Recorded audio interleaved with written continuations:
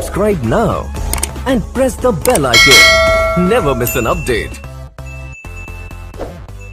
Hello students, welcome to my YouTube channel के coaching classes.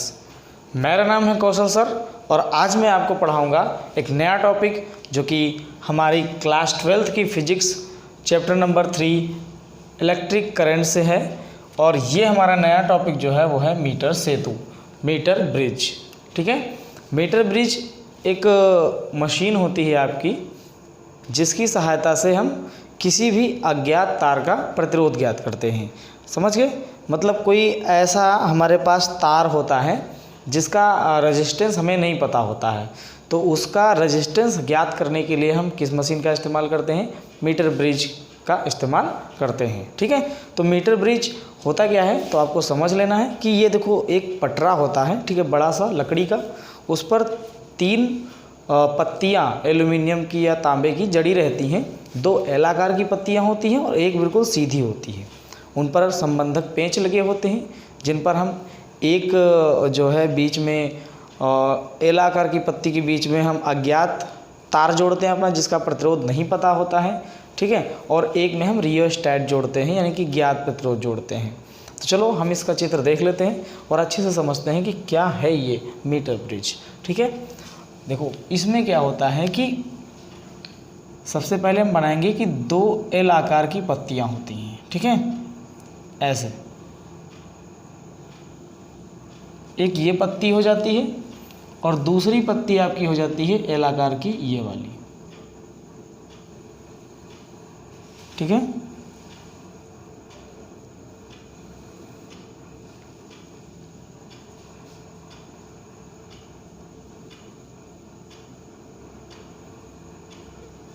ये आपकी दूसरी पत्ती हो जाती है एल आकार की। तांबे या एल्युमिनियम की ये पत्तियां आप लगा सकते हैं या हो सकती हैं। और बीच में मैंने कहा एक ये थोड़ा छोटी कर देते हैं इनको। ओके, अब बीच में हम क्या लगा देते हैं? एक सीधी पत्ती लगाते हैं। ये एल आकार की 2 पत्तियां हो गई जो कि लकड़ी के फ्रेम पर जड़ी रहती हैं। ठीक है, और बीच में हम एक सीधी पत्ती लगा देंगे ऐसे, जो बिल्कुल सीधी लगी होती है ऐसे। ओके, और यहाँ पर पेंच होता है और यहाँ पर भी एक पेंच होता है। इस दोनों पेंच के सहारे इसमें लगभग 1 मीटर का सीधा तार बंधा रहता है। इसकी लेंथ कितनी होती है? 1 मीटर। ओके, इसकी जो लेंथ होती है वो क्या होती है? 1 मीटर होती है। तो 1 मीटर का सीधा तार इसमें क्या होता है? बंधा रहता है। ये तार किसका होता है? तो ये तार होता है आपका मैग्नीन का। ये तार किसका होता है? मैग्नीन का तार होता है। ओके, मैग्नीन या कॉन्स्टेंटन। ठीक है, मैग्नीन या कॉन्स्टेंटन धातु का ये तार बना होता है। तो मैग्नीन और कॉन्स्टेंटन क्या है? तो जैसे आपकी लोहा एक धातु है, वैसे ही मैग्नीन और कॉन्स्टेंटन भी क्या होती हैं? धातु होती हैं। तो ये तार किसका बना होता है? मैग्नीन या कॉन्स्टेंटन का।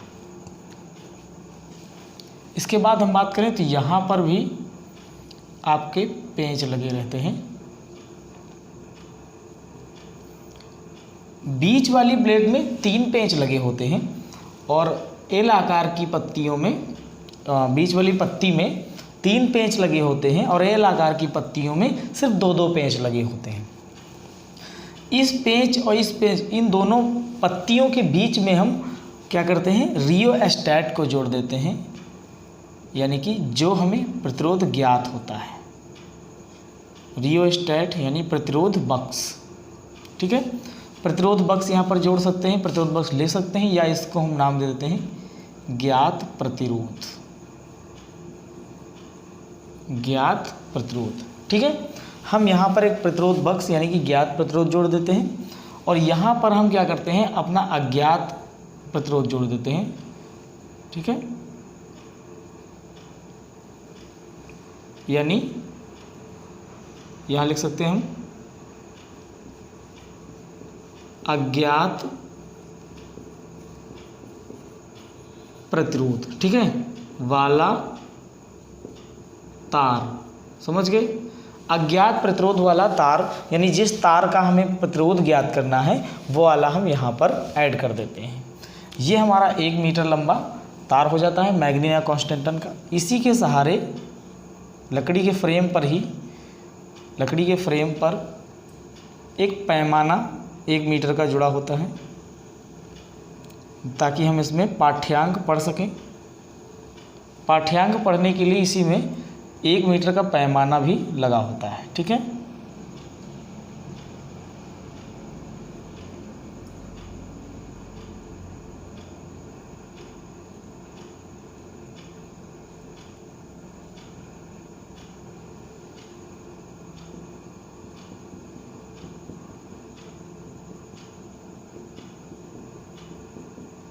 ये आपका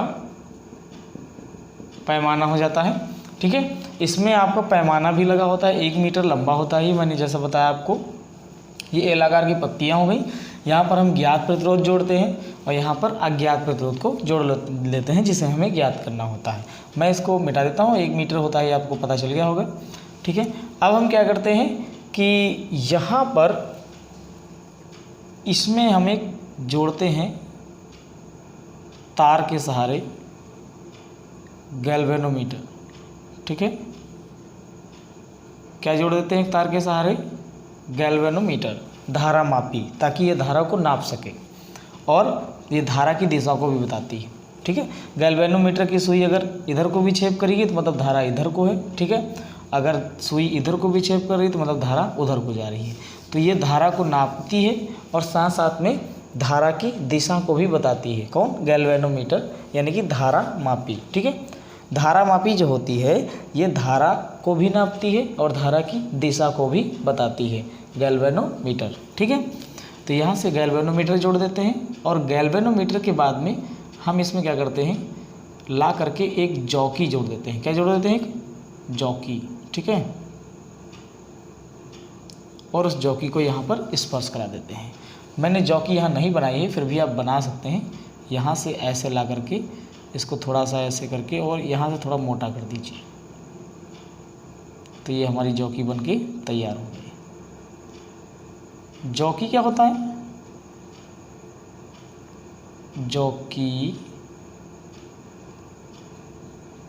आप देख सकते हैं, इसकी संरचना मैं बना रहा हूँ। ठीक है, वैसे मैंने इसको मोटा बना दिया, लेकिन ऐसी ये टेढ़ी बनाया, टेढ़ी नहीं होती है। ठीक है, जॉकी आपकी एकदम इस पेन की जैसे सीधी होती है, जैसे मेरे मार्कर है बिल्कुल ऐसे ही होती है।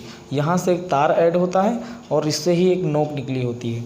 हम जॉकी का इस्तेमाल करते हैं इस तार पर पाठ्यांक लेने के लिए। जैसे हमने इस तार पर जो है यहाँ पर रखा, फिर यहाँ पर रखा, फिर यहाँ पर रखा, फिर यहाँ पर रखा, तो उठा उठा के इस तार पर हम जॉकी को रखते हैं और इसमें पाठ्यांक लेते हैं। ठीक है, जब गैल्वेनोमीटर पर विक्षेप 0 मिल जाता है तो हम वहीं पर जॉकी को छोड़ देते हैं और उस स्थिति में कहा जाता है कि मीटर ब्रिज संतुलन की स्थिति में है। और ये मीटर ब्रिज है, ये पूरी तरीके से जो है कार्य करता है व्हीट स्टोन के ब्रिज पर। ठीक है, आपने पीछे पढ़ा होगा Wheatstone bridge, Wheatstone सेतु। तो ये जो है व्हीट स्टोन सेतु पे आधारित है पूरा का पूरा। यहाँ से ला करके हम क्या करेंगे, एक जॉकी जोड़ देंगे। फिलहाल मैंने इसको ऐसे कर दिया है। ठीक है, आप समझ जाइएगा कि जॉकी क्या होता है। मैं बता देता हूँ कि जॉकी जो है आपकी इस प्रकार की एक संरचना होती है ऐसे, और यहाँ पर ये चीज़ ऐसे रहती है। ठीक है,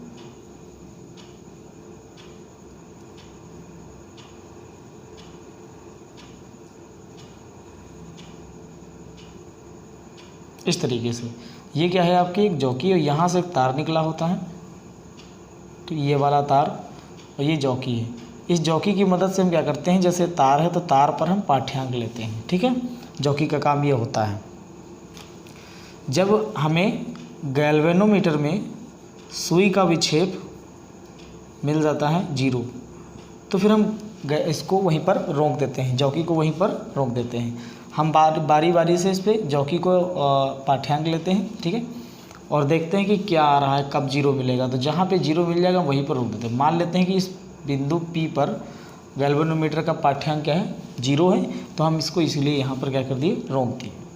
अब हम क्या करते हैं कि इसको कुछ मानते हैं। तो आपको व्हीट स्टोन ब्रिज अगर याद होगा तो हमने आपको बताया था कुछ इस तरीके से व्हीटस्टोन ब्रिज था हमारे पास।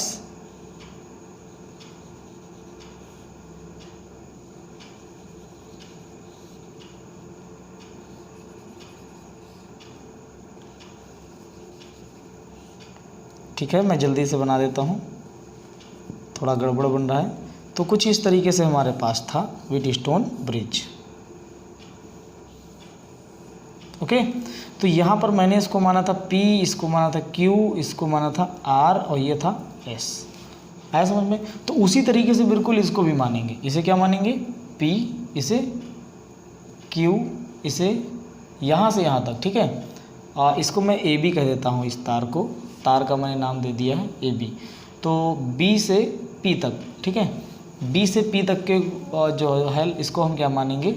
R मानेंगे। और P से A तक हम क्या मानेंगे? S मानेंगे। ठीक है, तो देखो बन गया ना Wheatstone bridge. P, Q, R, S। क्यों इसे रेजिस्टेंस मानेंगे? क्योंकि तार तो इसमें भी लगा है और तार का भी कुछ ना कुछ प्रतिरोध होगा। तो ये भी P से B तक एक प्रतिरोध का कार्य करेगा और A से P तक भी तार एक प्रतिरोध का काम करेगा। A से P तक काम करेगा S का, यानी इस वाले का, और P से B तक काम करेगा R का, यानी इस वाले का। आई बात समझ में? जैसे यहाँ पर A और B हुआ करता था, वैसे यहाँ पर भी A और B है। अब हम क्या करते हैं कि यहाँ से सबसे पहली बात ये कि P जैसे यहाँ पर है तो आप लेंथ तो नाप ही लोगे, क्योंकि स्केल लगी हुई है। स्केल से आप देख सकते हो कि यहाँ से यहाँ तक की कितनी लेंथ है, और वो यहाँ से यहाँ तक लिख सकते हो। ठीक है, फिलहाल अभी हमें पता नहीं, तो हम यहाँ पर मान लेते हैं कि यहाँ से यहाँ तक की लेंथ क्या है? L है। अब अगर ये यहाँ से यहाँ तक की L है तो मैंने टोटल बताया था 1 मीटर, और 1 मीटर में कितने सेंटीमीटर होते हैं? 100 सेंटीमीटर होते हैं। तो अगर हम इसे L सेंटीमीटर मान लें तो आगे कितनी बचेगी? तो 100 में से हमें L माइनस करना पड़ेगा। तो आगे ये कितनी लंबी होगी? 100 माइनस L। ठीक है, P से B तक की दूरी क्या होगी? 100 माइनस L। और A से P तक की दूरी क्या होगी? L, जो हमने मानी है। ठीक है, अब हम इसी के अनुसार चलेंगे। ठीक है, इसको मैं मिटा देता हूँ।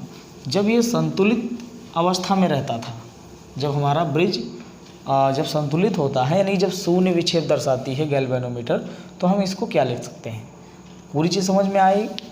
ये हमारा मीटर ब्रिज है। ठीक है, और मीटर ब्रिज में हम जो है धारा कहाँ जोड़ते हैं? तो मीटर ब्रिज के लिए धारा आप ऐसे निकाल सकते हो, क्योंकि जब तक करंट फ्लो नहीं होगा तब तक मीटर ब्रिज शुरू कैसे होगा?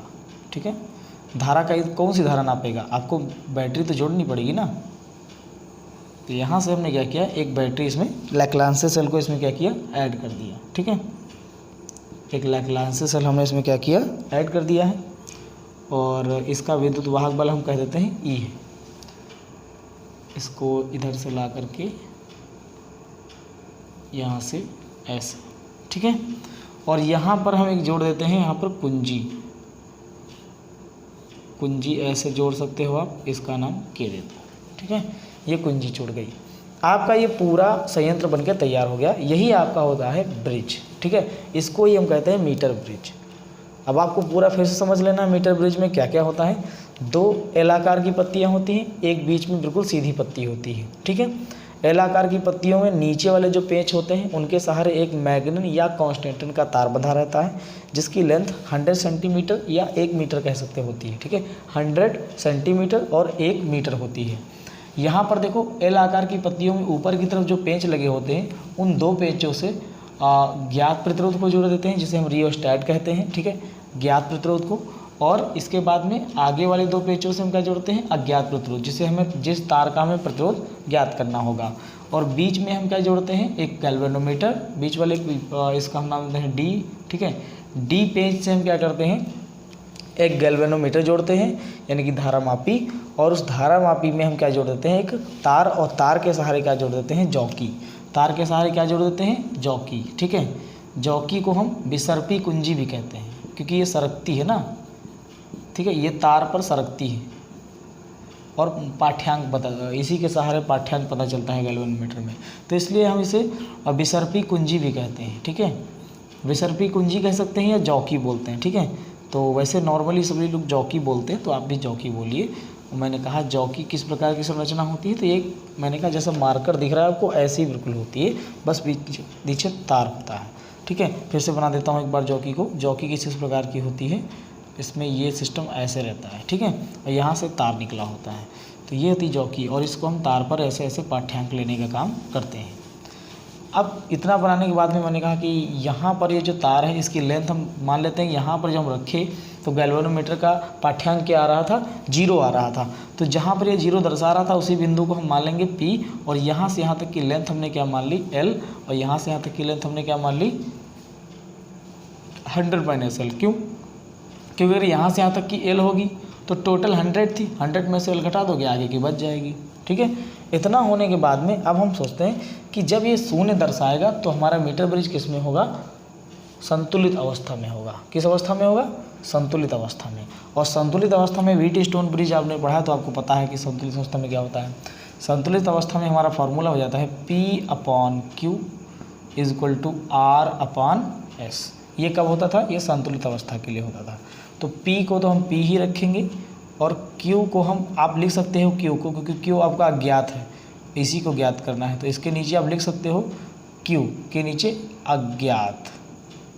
ठीक है, लिखना चाहो तो लिख लो, वरना आपको याद ही है कि Q हमको क्या करना है, ज्ञात करना है, क्योंकि Q हमारा अज्ञात प्रतिरोध है। ठीक है, बराबर R। अब R की बात करते हैं, तो देखो R मैं मान लेता हूँ कि यहाँ से यहाँ तक का या हो, तो तार का जो प्रतिरोध है वो एक ही रहेगा। ठीक है, चाहे यहाँ से यहाँ तक की बात करो, चाहे यहाँ से यहाँ तक की बात करो, क्योंकि तार तो सब जगह एक ही है। तो तार का रेजिस्टेंस जो होगा, तो तार का प्रतिरोध जो होगा वो एक ही होगा। ठीक है, तार का प्रतिरोध, तो मैं मान लेता हूँ कि यहाँ पर तार का प्रतिरोध R है और यहाँ पर भी तार का प्रतिरोध r है। ठीक है, तो तार का प्रतिरोध जितना होगा, तो पहले समझो R बराबर होगा क्या, R बराबर क्या होगा, 100 - L। पहले तो इसकी लंबाई, इस प्रतिरोध की क्या लंबाई, समझ गए।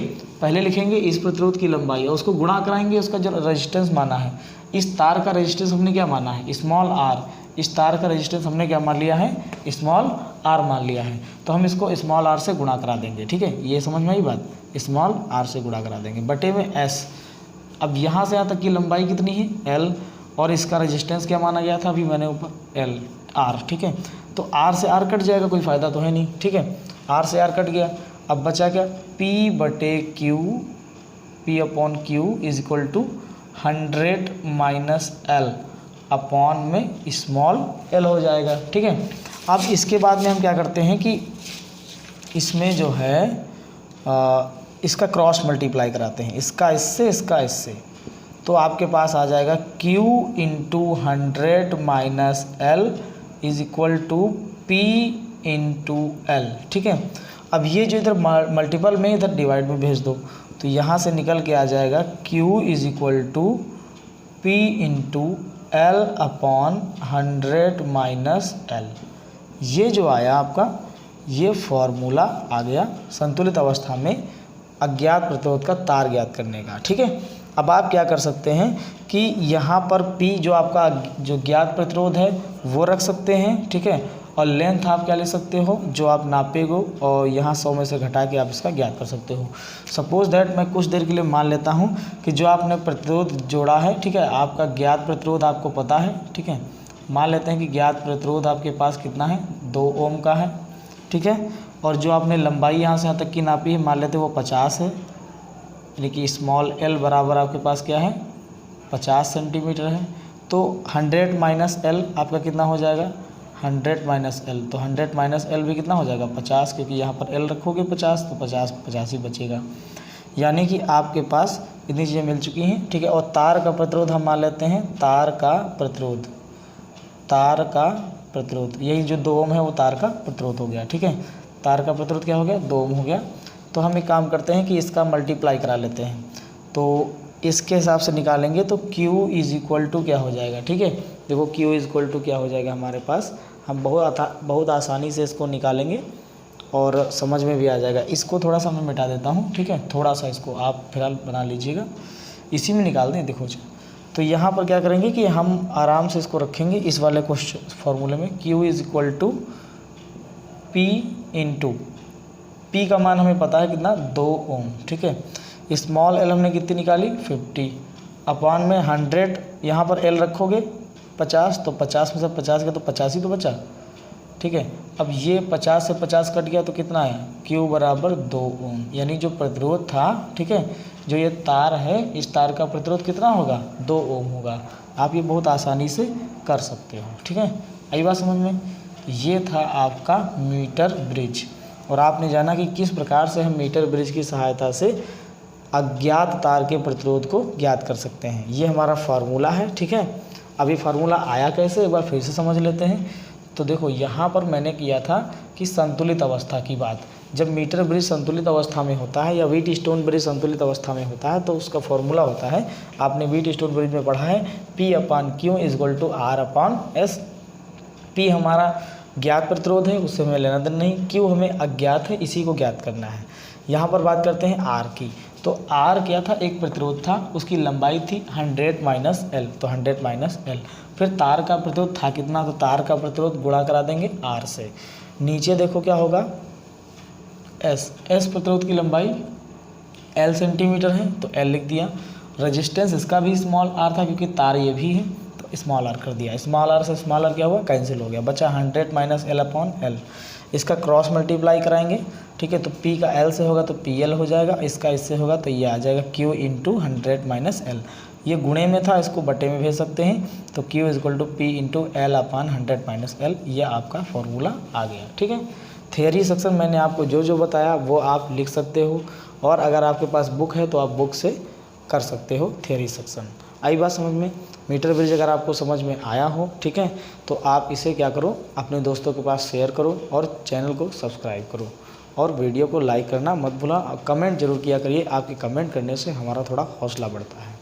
तो आज के लिए वीडियो हम इतना ही रखते हैं, तब तक के लिए नमस्कार और पढ़ते रहिए। Thanks for watching my video.